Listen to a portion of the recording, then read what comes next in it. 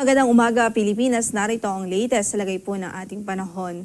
Nariyan na tumiiral pa rin ang shear line at ito ay nakakaapekto sa silangang bahagi ng Visayas at ng Mindanao. Patuloy pa rin yan nagdudulot ng mga pag-ulan sa malaking bahagi po ng Kabisayaan at maging ng Mindanao. Samantala, yung northeast monsoon o amihan, prevailing pa rin naman ito at nararamdaman pa rin sa malaking bahagi ng Luzon at natitirang bahagi pa ng Visayas. Nagdudulot pa rin yan ng mahihinang pag-ulan sa silangang bahagi ng northern at central Luzon at maging malamig pa rin or cooler temperatures, especially over northern and central Luzon. Yung easterlies ay nararamdaman din naman at nakikita natin na prevailing din dito sa ibabang bahagi ng shear line. Ibig sabihin, pwede pong nararanasan o umiiral ito dito sa katimugang bahagi ho ng Mindanao. Sa ngayon, wala po tayong low pressure area o bagyo na minomonitor sa loob ng ating area of responsibility.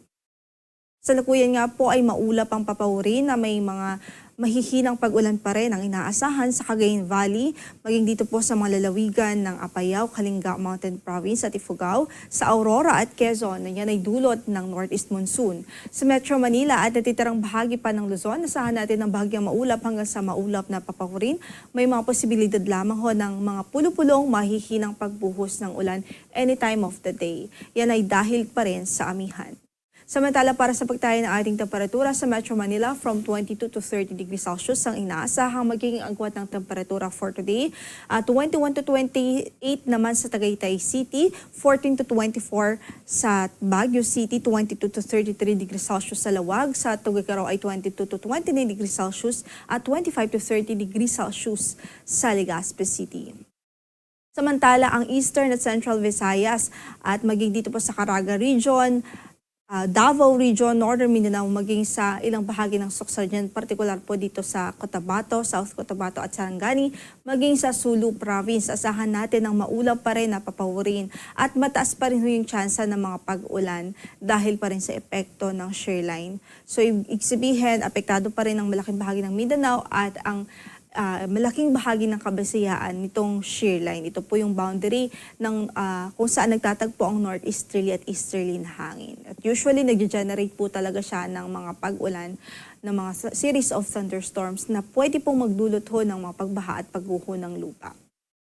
Samantala, sa natitirang bahagi ng Visayas ay isolated light rains naman ang pwedeng maranasan dahil sa amihan, habang sa natitirang bahagi ng Mindanao ay pwede po ang mga localized thunderstorms.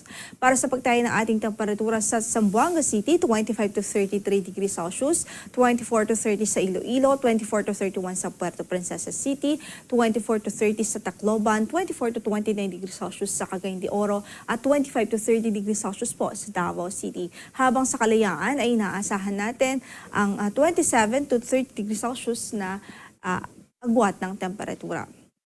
Kasalukuyan, meron pa rin po tayong weather advisory at ito nga po ay nagsasabi na pwede pong maka-experience ng 50 to 100 millimeters of rainfall ang Eastern Samar, ang Leyte, Southern Leyte, Dinagat Islands, Surigao del Norte, Agusan del Norte at Surigao del Sur.